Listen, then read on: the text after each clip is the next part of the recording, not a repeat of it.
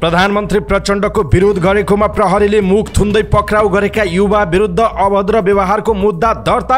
मंगलबार युवाहरूको मुख थुनी बोल्न नदिएको बारे सरकारसँग राष्ट्रिय सभाका सांसद डाक्टर विमला राई पौडेलले मागिन् जवाफ। हेर्दा हेर्दै मान्छेको मुख थुन्नु पर्ने कस्ता दिन आए भन्दै प्रचण्डलाई राप्रपा अध्यक्ष राजेन्द्र लिङदेनको प्रश्न। विदेशमा रहेका नेपाली श्रमिकलाई समेट्ने सामाजिक सुरक्षा योजना सुरु। सरकारी सेवामा करारमा कार्यरत श्रमिकलाई सामाजिक सुरक्षा कोषमा आबद्ध गर्ने प्रधानमन्त्री प्रचण्डको प्रतिबद्धता। सरकारको सामाजिक सुरक्षा सम्बन्धी दायित्व सामाजिक सुरक्षा योजनाबाट कम गर्नुपर्ने मुख्य सचिव शंकर दास बैरागीको भनाई। वैदेशिक रोजगारीमा गएका श्रमिकहरूलाई सामाजिक सुरक्षा कोषमा जोड्दा ठूलो राहत पुग्ने उद्योग वाणिज्य महासंघका वरिष्ठ उपाध्यक्ष चन्द्र ढकालको धारणा। संसदमा ज्ञानेन्द्र साईको गर्जनले माओवादीमा आक्रोश। सामाजिक सञ्जालबाट खनिँदै नेता र कार्यकर्ता। गणतन्त्र र गणतन्त्रका पितालाई नमान्नेले माननीय बनेर बस्न अप्ठ्यारो भएन भन्दै वाइसिएल अध्यक्षको प्रश्न। अब रेशम चौधरी छुट्नुहुन्छ, म मन्त्री बन्छु भन्दै नागरिक उन्मुक्ति पार्टीका अध्यक्ष रञ्जिता श्रेष्ठको भनाई। शीर्ष नेतालाई भेटेर कांग्रेस दलका नेताले भने प्रदेशलाई मध्यावधिमा जानबाट रोक्नुहोस्। व्यक्तिगत फोन ट्र्याप गर्ने कार्य स्वीकार्य हुन नसक्ने नेपाली कांग्रेसका नेता शेखर कोइरालाको दाबी।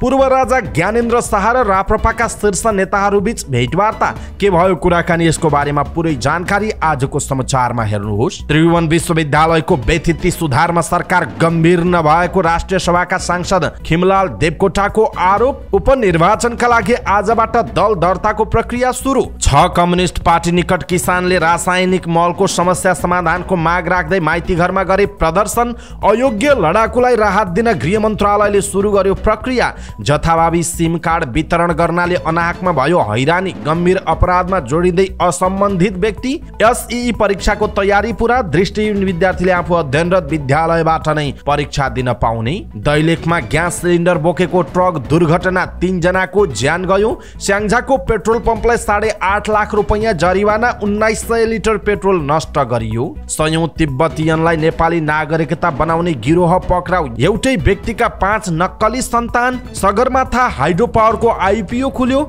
युगाण्डाले बनायो समलिङ्गीलाई अपराधी मान्दै जेल हाल्ने कानुन र ओडिआई वरियतामा नेपाल 1 स्थान उक्लियो।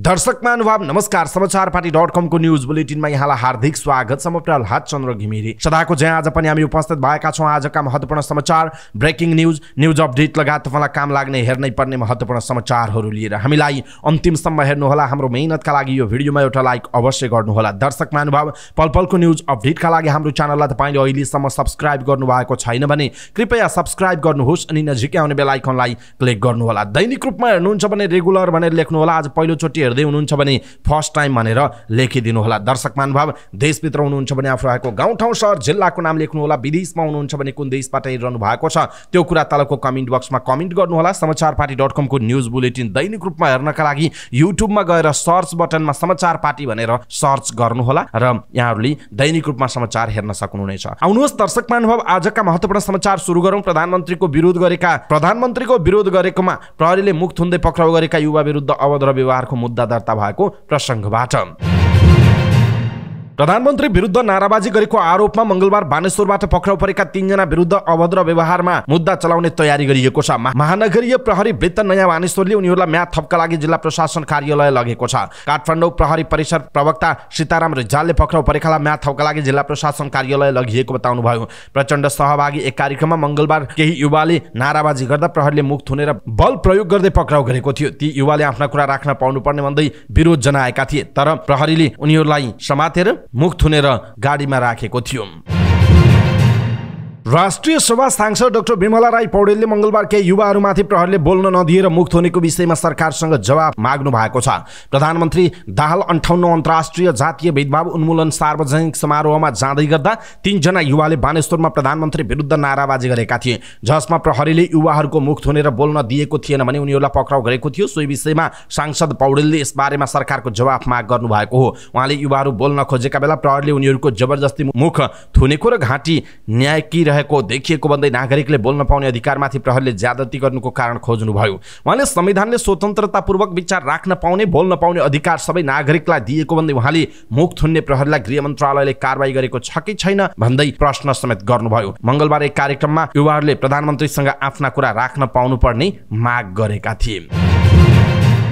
राष्ट्रिय प्रजातन्त्र पार्टीका अध्यक्ष राजेन्द्र लिङ्गदेनले जनताको मुख थुन्ने भन्दा माग पूरा गराउन सुझाव दिनुभएको छ। प्रधानमन्त्री पुष्पकमल दाहाल प्रचण्ड उपस्थित बानेश्वरको एक कार्यक्रममा आक्रोशित युवाले नाराबाजी गरेपछि प्रहरीले मुख थुनेको घटनालाई लिएर अध्यक्ष लिङ्गदेनले सुझाव दिनुभएको हो। गणतन्त्र र संघीयता आएपछि सबैले बोल्न पाएको भन्ने प्रचण्ड सहभागी कार्यक्रममा मान्छेको मुख थुन्नुपर्ने कस्तो दिन आयो भन्दै उहाँले प्रश्न गर्नुभयो। उहाँले भन्नुभयो, हामीले गणतन्त्र ल्यायौँ, संघीयता ल्यायौँ, धर्मनिरपेक्षता ल्यायौँ र त सबैले बोल्न पाएका छौँ भन्नु कमरेड प्रचण्ड, हेर्नुहोस् त, हेर्दा हेर्दै मान्छेको मुख थुन्नु पर्ने कस्तो दिन आयो। प्रधानमन्त्री ज्यू चाँडोभन्दा चाँडो बैंक तथा वित्तीय संस्थाहरूको ब्याज घटाउनुहोस्, युवालाई देशभित्रै रोजगारीको अवसर सृजना गर्नुहोस् जो सम्भव छ। अन्यथा मुख थुनेर त कि बन्दुकले पनि आवाजहरू थुनिन्नन्, जो तपाईँ स्वयंलाई थाहा छ उहाँको भनाइरहेको छ।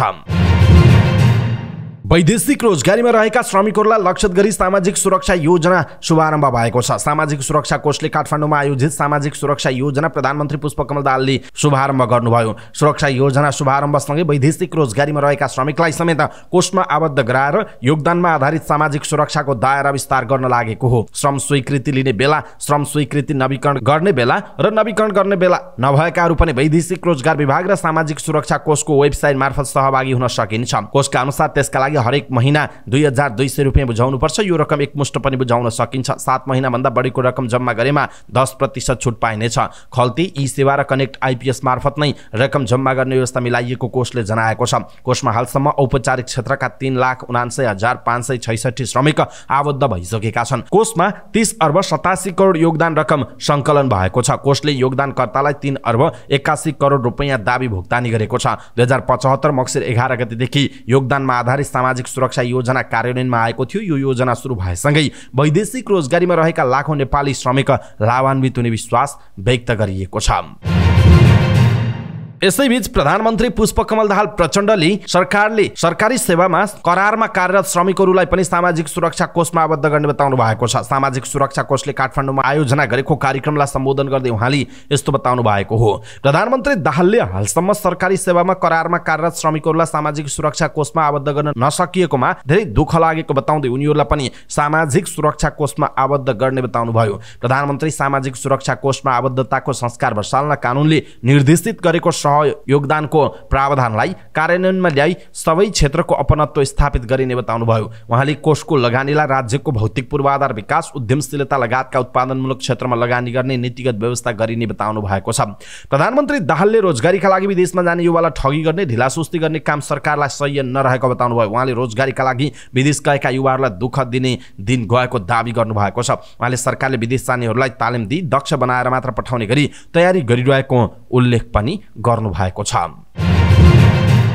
नेपाल सरकारका मुख्य सचिव शंकरदास बैरागीले सामाजिक सुरक्षा सरकारको दायित्व सामाजिक सुरक्षा योजनाबाट कम गर्नुपर्ने बताउनु भएको छ। सामाजिक सुरक्षा कोषले काठमाडौँमा आयोजना गरेको सामाजिक सुरक्षा योजनाको शुभारम्भ समारोहमा बोल्दै उहाँले यस्तो बताउनु भएको हो। उहाँले सरकारको सामाजिक सुरक्षा दायित्वको लागत बढ्दै गएको बताउनु भयो। उहाँले कुल गार्हस्थ उत्पादनको 5.18% र बजेटको 12% माथि सामाजिक सुरक्षाको क्षेत्रमा खर्च भएको भन्दै वर्षपछि सामाजिक सुरक्षामा खर्च बढ्दै जाँदा बजेटको स्रोतमा चाप पर्ने गरेको बताउनु भयो। मुख्य सचिव बैरागीले सामाजिक सुरक्षाको दायरालाई विस्तार गरी सरकारको सामाजिक सुरक्षाको दायित्वलाई कम गर्दै लैजान सक्नुपर्ने बताउनु भयो। उहाँले वैदेशिक रोजगारीमा रहेका श्रमिकहरूलाई लक्षित गरी सामाजिक सुरक्षा योजनामा आबद्ध गराउँदा राष्ट्रिय पुँजीको निर्माण गर्न सहयोग पुग्ने बताउनु भयो। उहाँले राष्ट्रिय पुँजी पूर्वाधार निर्माण र सामाजिक सुधारमा खर्च गर्न सके पुँजीको अभावबाट परेको समस्या सहज हुन सक्ने उल्लेख गर्नुभयो। उहाँले तरलता व्यवस्थापन गर्न पनि कोषको महत्त्वपूर्ण भूमिका खुल्ने बताउनु भएको छ। उहाँले अनौपचारिक क्षेत्रमा कार्यरत र स्वरोजगारमा आबद्ध व्यक्तिहरूको सामाजिक सुरक्षाको दायरामा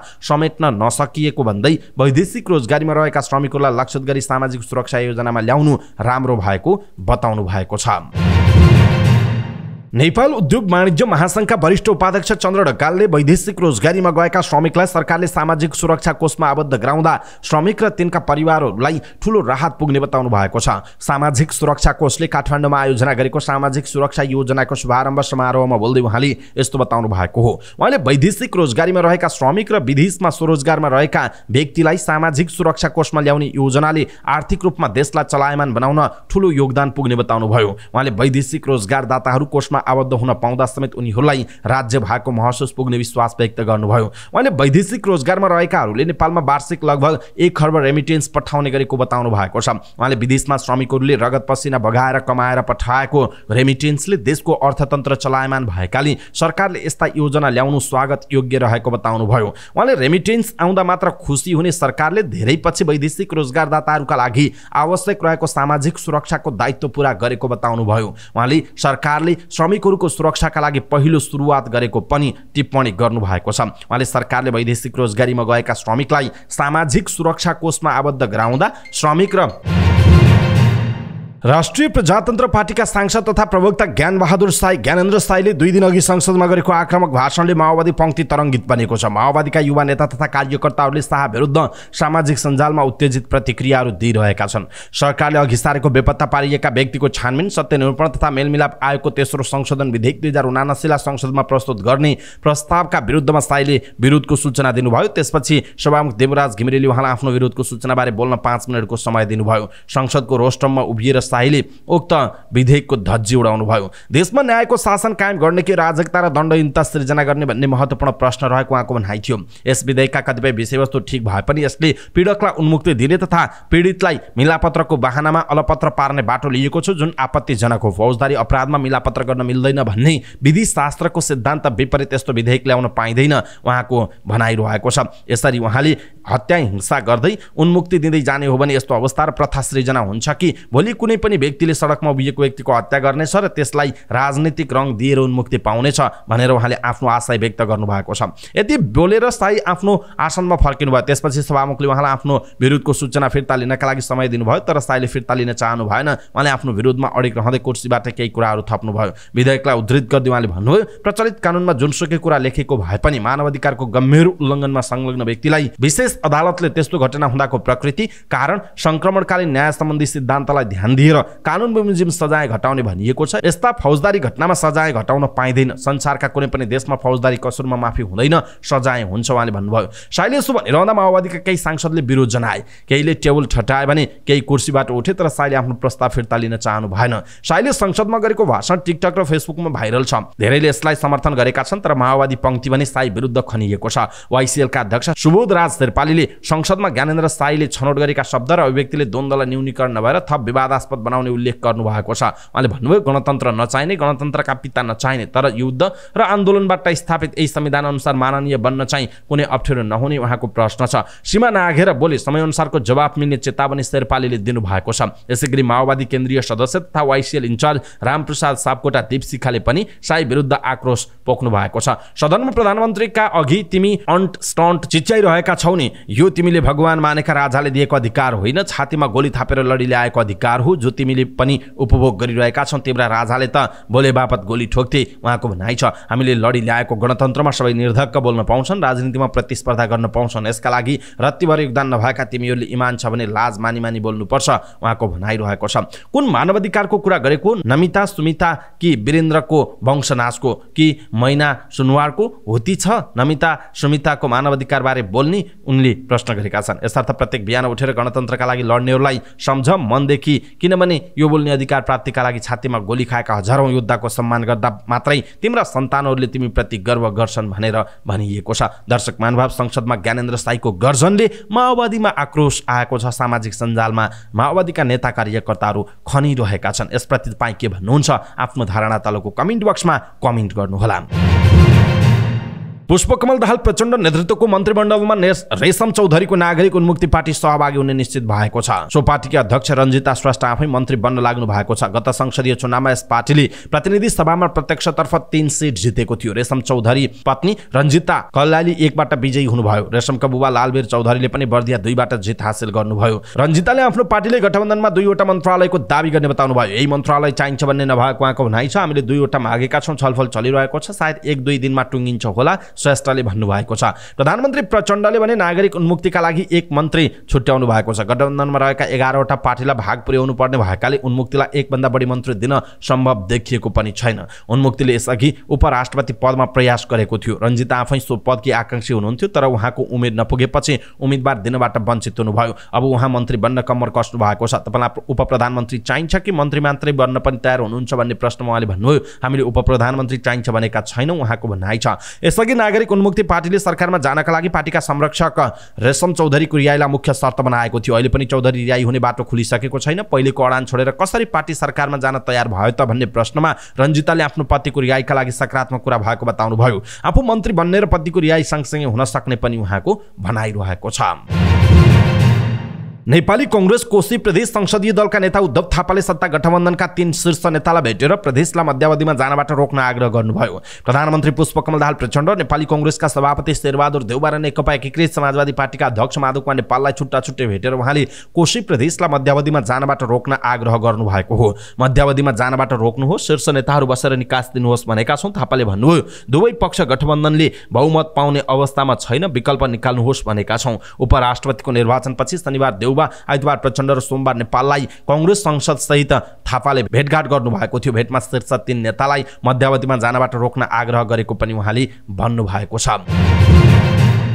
नेपाली कांग्रेसका नेता डाक्टर शेखर कोइरालाले सरकारले अब कानुन बनाएर व्यक्तिको फोन ट्र्याप गर्ने व्यवस्था गर्न लागेको प्रति आपत्ति जनाउनुभयो। उहाँले लोकतन्त्रमा यो वा त्यो वाहनामा नितान्त व्यक्तिगत फोन ट्र्याप गर्ने कार्य स्वीकार हुन नसक्ने बताउनुभयो। सरकारको कदमको विरोध गर्दै उहाँले फेसबुकमा लेख्नु भएको छ, लोकतन्त्रमा यो वा त्यो वाहनामा नितान्त व्यक्तिगत फोन ट्र्याप गर्ने कार्य स्वीकार्य छैन। विगतमा विरोधका कारण रोकिएको यो कार्य फेरि अगाडि बढाउनुले सरकारको नियतमाथि प्रश्न उठेको छ। राष्ट्रिय सुरक्षासँग जोडिने यस्ता कार्यप्रति दल, मानवाधिकार कर्मी, नागरिक समाज र प्रेस जगतको समेत ध्यान जाओस् उहाँले भन्नुभएको छ। विगतमा विरोधका कारण रोकिएको यो कार्य फेरि अगाडि बढाउनुले सरकारको नियतमाथि प्रश्न उठेको उहाँले भन्नुभएको छ। अभिव्यक्ति स्वतन्त्रता र हक जोखिममा परेको भन्दै तीव्र आलोचना भएपछि सूचना प्रविधि विधेयकबाट 2 वर्ष अघि सरकार पछि हटेको थियो। पूर्व राजा ज्ञानेन्द्र शाह र राप्रपाका शीर्ष नेताहरूबीच भेटवार्ता भएको छ। शाहलाई भेट्न राप्रपा अध्यक्ष राजेन्द्र लिङ्गदेन सहितका नेताहरू झापाको दमक पुग्नु भएको छ। बुधबार दिउँसो भएको भेटमा समसामयिक विषयमा कुराकानी भएको महामन्त्री धवल शमशेर राणाले जानकारी दिनुभयो। भेटमा राप्रपाका नेताहरू डाक्टर प्रकाश चन्द्र लोहनी र रविन्द्र मिश्र पनि सहभागी रहनु भएको थियो। राष्ट्रिय सभा सदस्य खिमलाल देवकोटाले त्रिभुवन विश्वविद्यालयको बेथिति सुधारका लागि सरकार गम्भीर नबनेको आरोप लगाउनु भएको छ। राष्ट्रिय सभाको बैठकमा बोल्दै उहाँले यस्तो बताउनु भएको हो। उहाँले त्रिभुवन विश्वविद्यालयको बेथिति र सुधारका लागि सुरु गरिएका प्रयासका चितकारका समाचार सम्पादकीय र उपकुलपतिको अन्तर्वार्ता लगायतका समाचारहरू विवरण आए पनि सरकार गम्भीर नबनेको बताउनुभयो। उहाँले शिक्षाको 80-85 विद्यार्थी अध्ययन गर्ने र विद्यालयको चित्कार नसुन्ने भनेको शिक्षा प्रणालीमाथिकै अपमान भएको जिकिर गर्नुभयो। उहाँले त्रिभुवन विश्वविद्यालय लगायत उच्च शिक्षा सुधारको स्पष्ट कार्ययोजना ल्याउन सरकारसँग माग गर्नुभयो। सांसद देवकोटाले पोखराको फेवातालमाथिको अतिक्रमणबारे सरकारले जवाफ नदिएको भन्दै फेवाताल संरक्षणको स्थायी समाधानको कार्ययोजना संसदमा पेश गर्न सरकारसँग आग्रह गर्नुभयो। उहाँले फेवातालको आसपासको क्षेत्रमा दिनहुँ 30-40 वटा डोजर जग्गा प्लटिङ भइरहेको र सो क्षेत्रको सार्वजनिक जग्गा 900 जना व्यक्तिको नाममा नामसारी गरिएको पुण्य पौडेलको अध्यक्षतामा गठित प्रतिवेदनमा उल्लेख भएकाले सो प्रतिवेदन सार्वजनिक गर्न पनि सरकारसँग माग गर्नुभयो। निर्वाचन आयोगले उपनिर्वाचनमा भाग लिन इच्छुक राजनैतिक दलको दल दर्ता सुरु गरेको छ। वैशाख 10 गते हुन गइरहेको उपनिर्वाचनको प्रयोजनका लागि चैतको 8 गतेदेखि 12 गतेसम्मको समय सीमा तोकेर दर्ताका लागि आह्वान गरे अनुसार दल दर्ता सुरु गरेको हो। चितवन 2, बारा 2 र तनहुँ 1 मा वैशाख 10 गते उपनिर्वाचन हुँदैछ। राष्ट्रिय स्वतन्त्र पार्टीका सभापति रवि लामिछाने गत मङ्सिर 4 को निर्वाचनमा निर्वाचित भए पनि नागरिकता सम्बन्धी मुद्दामा सर्वोच्च अदालतको उहाँको पद बदर गरेपछि चितवन 2 रिक्त हुन पुगेको थियो भने तत्कालीन जसपाका केन्द्रीय महासचिव राम साहेब प्रसाद यादव चैत 3 मा उपराष्ट्रपति निर्वाचित भएपछि सांसद पदबाट उहाँले राजीनामा दिँदा 12-2 पनि रिक्त हुन पुगेको थियो। त्यसैगरी तनहुँ 2 बाट निर्वाचित नेपाली कांग्रेसका वरिष्ठ नेता रामचन्द्र पौडेल राष्ट्रपतिमा निर्वाचित भएपछि सो स्थान रिक्त हुन पुगेको छ। सोही रिक्त स्थानमा पदपूर्तिका लागि निर्वाचन आयोगले वैशाख 10 गते उपनिर्वाचन गराउन लागेको हो।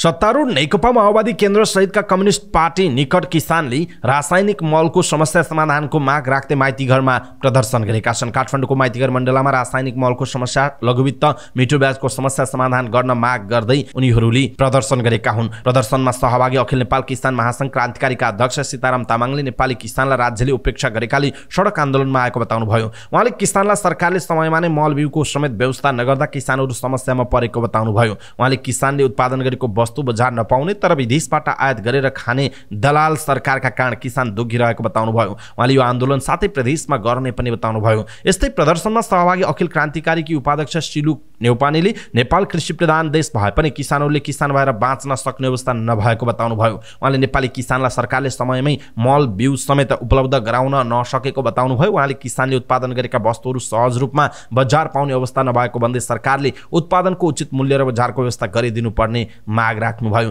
किसान संगठनहरूको लघुवित्त, मिटर ब्याजी, रासायनिक मलखादको समस्या समाधान गर्नुपर्ने माग राखेका छन्। त्यस्तै उनीहरूले कृषिमा वैदेशिक लगानी हुन नहुने, भूमि बैंक खारेज गर्नुपर्ने लगायतका माग पनि राखेका छन्। अनमिनको प्रमाणीकरणका बेला अयोग्य ठहरिएका माओवादी लडाकुलाई 2 लाख रुपैयाँका दरले राहत दिन बुधबारदेखि प्रक्रिया बढाएको गृह मन्त्रालयले जनाएको छ। मन्त्री परिषदको गत सोमबारको बैठकले माओवादीका अयोग्य लडाकुलाई कार्यविधि बनाएर राहत दिने निर्णय गरेको थियो। कार्यविधि बनाउने प्रक्रिया बुधबारदेखि सुरु भएको गृह मन्त्रालयका सचिव विनोद प्रकाश सिंहले बताउनुभयो। बुधबारदेखि कार्यविधि बनाउने प्रक्रिया मन्त्रालयले थालेको छ। त्यसका आधारमा आवश्यक पहिचान गरी वितरण कार्य सुरु हुन्छ उहाँको भनाइ छ। सचिव सिंहका अनुसार सकेसम्म चालु आर्थिक वर्षदेखि नै राहत वितरण गरिनेछ र वितरणको काम चरणबद्ध रूपमा गरिनेछ। राहत रकम वितरणको काम जिल्ला प्रशासन कार्यालय मार्फत हुने बताइएको छ। 2063 मक्सिर 5 को विस्तृत शान्ति सम्झौतापछि माओवादी लडाकु र हतियार व्यवस्थापनका लागि संयुक्त राष्ट्र संघीय मिसन अनमिन नेपालमा आएको थियो। उसले 19,602 जना लडाकुलाई प्रमाणीकरण गरेको थियो। 4,009 जनालाई मापदण्डमा नपरेको पनि अलग गरेको थियो। अयोग्य ठहरिएका तिनै लडाकुलाई अहिले सरकारले राहत दिने निर्णय गरेको जनाइएको छ। पर्वतकी पुनम काफ्लेले असोजको 3 मा काठमाडौँ गोठाटारमा 1 जनालाई गोली हानिएको समाचार मात्रै सुनेकी थिइन्। त्यसबाहेक उनलाई गोठाटार गोलीकाण्ड बारे कुनै जानकारी नै थिएन। तर प्रहरीले आफूलाई फोन गरेर यसबारे सोधपुछ गरेपछि पुनम झर्सँग भइन्। अनुसन्धानमा संलग्न एक अधिकृतका अनुसार काफ्लेको नाममा दर्ता भएको सिम गोठाटारमा रहेको व्यवसायी लाल मोहम्मद हत्याका आरोपी मध्ये एक मेरिना तिवारीले प्रयोग गरेको जनाइएको छ। मोहम्मद हत्या प्रकरणबारे अनुसन्धान गर्न गठित समितिका एक सदस्यका अनुसार ममता समेत भनिने मेरिनाले वीरगञ्जबाट काठमाडौँसम्म हतियार ल्याउन र मोहम्मदको रेकी गर्न सहयोग गरेकी थिइन्। अनुसन्धानका क्रममा उनले प्रयोग गरेको 98,681,3 नम्बरको नेपाल टेलिकमको सिम कार्ड पुनमको नाममा दर्ता भएको भेटिएको थियो। त्यस क्रममा उनलाई सम्पर्क गरेर प्रहरीले सोधपुछ गर्दा थाहा भयो उनी त गोठाटारमा मोहम्मद मारिएको 5 दिनपछि मात्र न्युजिल्यान्डबाट नेपाल फर्किएकी थिइन्। स्टाफ नर्स पढेर सामाखुसी स्थित अल नेपाल अस्पतालमा काम गरेकी उनले 2071 सालमा अमेरिकाको डाइभर्सिटी भिजा डीबी भरेकी थिइन्। सामाखुसी चोकमा स्टल राखिएको छाप्रोमा मैले मेरो फोटो र नागरिकता प्रतिलिपि पेश गरेकी थिए। उनले भने डीबी परेन, म न्युजिल्यान्डतिर गएँ, फर्किएर नेपाल आएकी थिएँ। एक दिन प्रहरीको फोन आएपछि पो उनले नागरिकता र फोटो खिचाएको पुरानो दिन सम्झिन्। सिम कार्ड लिने बेलामा पेश गरिएको कागजात समेत प्रहरीले उनलाई देखाएको थियो। त्यसरी देखाइएको प्रिपेड मोबाइल आवेदन फारममा भरिएको लिखत, दस्तखत र औँठा छाप आफ्नो नभएको उनको भनाइ छ। फारममा प्रयोग भएको फोटो चाहिँ मेरै हो। सिम कार्ड निकाल्ने क्रममा पेश भएको नागरिकता पनि मेरै नागरिकताको प्रतिलिपि हो। उनले भनेकी छिन् पहिले डीबी भर्दा दिएको विवरण दुरुपयोग भएको हुन सक्छ। त्यसरी आफ्नो व्यक्तिगत विवरण दुरुपयोग गर्ने व्यक्तिलाई कडा कारबाही गर्न उनले माग समेत गरेकी छिन्। पुनमको जस्तै कथा छ समीक्षा गुरुङको पनि। 3 वर्ष वैदेशिक रोजगारीका लागि साइप्रस बसेर 2077 सालमा उनी नेपाल फर्किएकी थिइन्। नेपाल आउने बित्तिकै सिम चाहिने भइहाल्यो। गुरुङ भन्छन् म आइपीमा रहेको एउटा मोबाइल पसलमा राजधानीको प्रतिलिपि र फोटो दिएर सिम कार्ड निकालेकी थिए। त्यसबेला उनले 98,60,4 नम्बरको सिम कार्ड निकालेकी थिइन्। त्यसबाहेक उनीसँग एनटीसीको अरू नम्बर छैन। तर नेपाल टेलिकमले प्रहरीलाई दिएको 98,612,2 डट नम्बरको सिम कार्डको अभिलेखमा पनि उनको नाम र फोटो छ। आफ्नो नाममा अर्को सिम कार्ड पनि दर्ता भएको सुनेपछि उनले दस्तखत र औँठा छापतिर नजर लगाइन्, तर उनको दस्तखतसँग मिल्दो थिएन। प्रहरीले बताएपछि थाहा पाइन् उनको नाममा भएको त्यो नम्बर मोहम्मद हत्याकाण्डका सुटरलाई नेपालमा बस्न व्यवस्थापन गरिदिने नितिन मदानले चलाइरहेका रहेछन्। मदान तिनै व्यक्ति हुन् जसले मोहम्मदका सुटरलाई जम्बू डाँडाको कोशीपारे गेस्ट हाउसमा बस्ने प्रबन्ध मिलाइदिएका थिए। उपत्यका अपराध अनुसन्धान कार्यालय बानेश्वरले गेस्ट हाउसबाट बरामद गरेको क्लोज सर्किट सीसी क्यामेराको रेकर्डमा मदान सुटरसँगै देखिएका छन्। गोली चलेको रे भन्ने मात्रै सुनेकी थिए, अरू केही थाहा थिएन। गुरुङले भनेकी छिन् मेरो नाममा भएको सिम मार्नेले प्रयोग गरेको भन्ने सुन्दा छक्क पनि। वसन्त कुमार चौधरी पनि 2074 सालमा वैदेशिक रोजगारीबाट काठमाडौँ फर्किएका थिए। नेपाल आएर उनले गङ्गौ बस पार्क स्थित एक मोबाइल पसलमा गएर नागरिकताको प्रतिलिपि र फोटो दिएर एनसेलको सिम कार्ड खरिद गरे। त्यो सिम कार्ड पनि हराइसकेको छ। त्यो बाहेक मैले अरू सिम निकालेको छैन, तर 981254 नम्बरको सिम कार्ड कसरी मेरो नाममा भयो भन्ने भ्यू पाउन सकेको छैन। चौधरीले भनेका छन् प्रहरीले देखाएको विवरणमा भएको साइन मेरो होइन, अक्षरहरू पनि मेरा होइनन् उनको भनाइ छ, तर फोटो र विवरण चाहिँ सबै मेरै छ। पहिले आफूले लिएको 982320 नम्बरको सिम कार्ड निकाल्ने क्रममा पेश गरेको कागजातबाट कसैले अर्को सिम निकालेको हुन सक्ने उनको भनाइरहेको छ। यसरी जथाभावी सिम वितरण गर्नाले अनाहकमा मानिसहरू हैरानीमा परेका छन् र गम्भीर अपराधमा जोडिँदै असम्बन्धित व्यक्तिहरू जोडिएका छन् र विभिन्न खालका समस्याहरू उत्पन्न भइरहेका छन्। दर्शक महानुभाव, यसप्रति तपाईँको धारणा के छ? आफ्नो धारणा तलको कमेन्ट बक्समा कमेन्ट गर्नुहोला। परीक्षा नियन्त्रण कार्यालय कक्षा 10 ले आगामी चैत 17 गतेदेखि हुने माध्यमिक शिक्षा परीक्षा एसईई का लागि तयारी पूरा भएको जनाएको छ। यस वर्षको एसईई परीक्षाका लागि 2037 परीक्षा केन्द्र तोकिएको परीक्षा नियन्त्रक विष्णु नारायण श्रेष्ठले जानकारी दिनुभयो। परीक्षा नियन्त्रक श्रेष्ठका अनुसार उपत्यकाका 3 जिल्ला बाहेक सबै परीक्षा केन्द्रमा उत्तर पुस्तिका र प्रश्नपत्र पुर्याइसकिएको छ। यो वर्ष 5,16,595 जना विद्यार्थीले परीक्षाका लागि रजिस्ट्रेसन भरेको परीक्षा नियन्त्रण कार्यालयले जनाएको छ। हरेक जिल्लाको जिल्लाधिकारीको अध्यक्षतामा जिल्ला परीक्षा समन्वय समितिले आवश्यक शान्ति सुरक्षा परीक्षा सञ्चालन व्यवस्थापन अनुगमनको काम गर्नेछ। साथै प्रदेशका शिक्षा हेर्ने मन्त्रालय सचिवको अध्यक्षतामा 5 सदस्यीय प्रदेश परीक्षा सञ्चालन तथा व्यवस्थापन समितिले प्रदेशभित्रको परीक्षालाई स्वच्छ, मर्यादित, व्यवस्थित ढङ्गबाट समन्वय गर्ने काम गर्ने जनाइएको छ। यसैबीच दृष्टिविहीन परीक्षार्थीले भने आफू अध्ययन गरिरहेको विद्यालयबाटै एसईई परीक्षा दिन पाउने जनाइएको छ। परीक्षा नियन्त्रण कार्यालय दृष्टिविहीन स्रोत कक्षा सञ्चालन भएका विद्यालयका विद्यार्थीका लागि सोही विद्यालयबाट परीक्षा दिने व्यवस्था मिलाइएको जनाइएको छ। दैलेखमा ग्यास सिलिन्डर बोकेको ट्रक दुर्घटना हुँदा 3 जनाको घटनास्थलमै मृत्यु भएको छ। नेपालगञ्जबाट दैलेख जाँदै गरेको मनोकामना ग्यास बोकेको VIC 2201 नम्बरको ट्रक गुराँस गाउँपालिका 4 तालपोखरी नजिक दुर्घटना हुँदा 3 जनाको मृत्यु भएको जिल्ला प्रहरी कार्यालय दैलेखले जनाएको छ। मृत्यु हुनेमा सवारी चालक अन्दाजी 31 वर्षीय कृष्ण चौधरी, ट्रकमा सवार 25 वर्षीय लक्ष्मीराम चौधरी र 23 वर्षीय विष्णु चौधरी रहेको दैलेखका डीएसपी किशोर लम्सालले जानकारी दिनुभएको छ। मृतकको ठेगाना खोल्न नसकेको प्रहरीले जनाएको छ। ट्रक सडकबाट करिब 150 मिटर तल खसेको छ। पेट्रोलमा मिसावट गरी बिक्री गरेको प्रमाणित भएपछि स्याङ्जा सदरमुकाम पुतली बजार 3 मा रहेको नेपाल पेट्रोलियम सप्लायर्स प्रणालीलाई जिल्ला प्रशासन कार्यालयले जरिवाना तिराएको छ। पेट्रोलमा मिसावट गरी बिक्री गर्ने सञ्चालक तथा कर्मचारीलाई प्रशासनले जरिवाना गरेको हो। प्रशासनले मिसावट गरी पेट्रोल बिक्री गर्ने पम्पका सञ्चालक कृष्ण प्रसाद शर्मा, जनकराज शर्मा, भगवती रेग्मी शर्मा र सम्झना शर्मा नेपाललाई जनही 1,80,000 र कर्मचारी सुभाष छेत्रीलाई 1 लाख गरी 8,20,000 रुपैयाँ जरिवाना तिराएको छ। यस्तै मिसावट गरी बेच्नका लागि राखिएको 1918 लिटर पेट्रोल खाल्डो खनेर नष्ट गरिएको छ। अपराध पीडित राहत कोषका सञ्चालक 4 जनाबाट जनही 7,200 र कर्मचारी छेत्रीबाट 4,800 रुपैयाँ जरिवाना गराइएको पनि जिल्ला प्रशासन कार्यालयले जनाएको छ। ल्याब परीक्षणबाट पेट्रोल पम्पमा मिसावट गरी कमसल पेट्रोललाई असल र राम्रो पेट्रोल भनी झुक्क्याई बिक्री गरेकाले कालो बजार तथा केही अन्य सामाजिक अपराध तथा सजाय ऐन 2032 को दफा 6 अनुसार नगद जरिवाना र पेट्रोल नष्ट गरिएको स्याङ्जाका प्रमुख जिल्ला अधिकारी शशिधर घिमिरेले बताउनु भएको छ।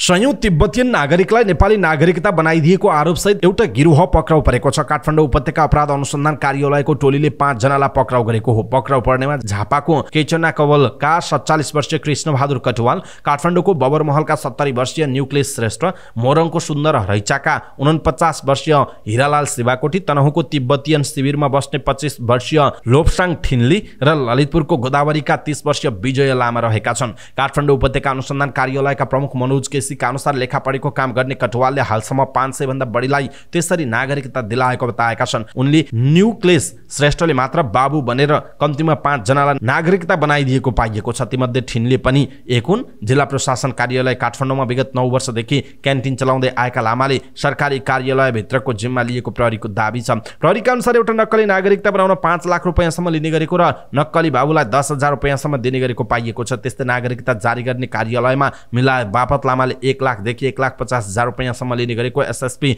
केसीले बताउनु भयो। प्रहरीले काठमाडौँ जिल्ला प्रशासन कार्यालयका पूर्व र बहालवाला कम्तीमा 4 जना कर्मचारीमाथि निगरानी राखेको छ।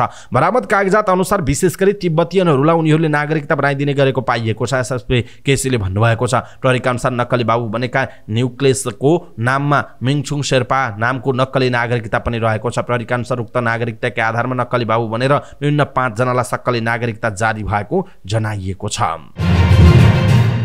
शेयर बजार परिसूचक नेप्से बुधबार दोहोरो अङ्कले घटेको छ। 15.76 अङ्कले घटेको नेप्से 1933.29 अङ्कमा आएर बन्द भएको छ। घटेको बजारमा पनि बुधबार कुल 1 अर्ब 33 करोड 37 लाख रुपैयाँ भन्दा धेरैको कारोबार भएको नेप्सेले जनाएको छ। बुधबार 266 कम्पनीको 37,77,451 शेयर 30,485 पटक कारोबार भएको थियो। बुधबार कारोबारमा आएका मध्ये 166 कम्पनीको शेयर मूल्य घट्दा 38 कम्पनीको शेयर मूल्य घट्यो भने 10 कम्पनीको शेयर मूल्यमा कुनै परिवर्तन आएन। बुधबार कारोबारमा आएका 13वटै उपसूचक उपसमूह राताममै भएका छन्। बुधबारको बजारमा माया खोला जलविद्युत कम्पनीको शेयर मूल्य सबैभन्दा धेरै 9.98% सकारात्मक सर्किट लेभलमा बढ्यो भने सपोर्ट माइक्रो फाइनान्सको 6.11% बढ्यो। बुधबारको बजारमा धेरै घटेको प्रमुख स्टकमा बोटलर्स नेपाल तराई रह्यो। यो कम्पनीको शेयर मूल्य 7.62% घटेको छ। त्यस्तै स्थानीयमा ग्रोथ फन्डको शेयर मूल्य 5.85% घट्यो भने धौरागिरी लघुवित्तको शेयर मूल्य पनि 5% बढीले घटेको छ। बुधबार सबैभन्दा धेरै शेयर खरिद बिक्री नेपाल लाइफ इन्स्योरेन्स कम्पनीको भएको छ। सो कम्पनीको 9 करोड 19 लाख रुपैयाँ बजारको शेयर खरिद बिक्री भएको जनाइएको छ। दोस्रो ठुलो कारोबार एनआइसी एसिया बैंकको थियो। उक्त बैंकको 8 करोड 24 लाख रुपैयाँ बराबरको शेयर खरिद बिक्री भएको जनाइएको छ। सगरमाथा लघुवित्त कम्पनी लिमिटेडले धितोपत्रको प्रारम्भिक सार्वजनिक निष्कासन आइपिओ बिक्री खुल्ला गरेको छ। कम्पनीले चैत 8 बुधबारदेखि सर्वसाधारणका लागि आइपिओ बिक्री खुल्ला गरेको हो। कम्पनीले आयोजना प्रभावित क्षेत्रका बासिन्दा तथा वैदेशिक रोजगारीमा रहेका नेपालीहरूका लागि निष्कासन गरेको आइपिओ बाँडफाँड पश्चात सर्वसाधारणका लागि आइपिओ निष्कासन खुल्ला गरेको हो। कम्पनीले नेपाल धितोपत्र बोर्डबाट प्रतिकिता 100 रुपैयाँ अङ्कित मूल्यमा जारी 1 अर्ब 12 करोड रुपैयाँको 49%ले हुन आउने 54 करोड 88 लाख रुपैयाँ बराबरको 54,88,000 किता साधारण शेयर निष्कासन गर्न अनुमति पाएको थियो। जसमध्ये जारी पुँजीको 10%ले हुन आउने 11 करोड 20 लाख रुपैयाँ बराबरको 11,20,000 किता शेयर आयोजना प्रभावित क्षेत्रका स्थानीयलाई निष्कासन गरी बाँडफाँड गरिसकिएको छ। त्यस्तै सर्वसाधारणका लागि जारी गरेको 39%ले हुन आउने 43 करोड 68 लाख रुपैयाँ बराबरको 43,68,000 किता शेयर मध्ये 10%ले हुन आउने 4,36,800 किता साधारण शेयर नेपाल सरकारको सम्बन्धित निकायबाट श्रम स्वीकृति प्राप्त गरी विदेशमा गएर रोजगार गरिरहेका नेपालीहरूका लागि निष्कासन गरी बाँडफाँड गरिसकिएको छ।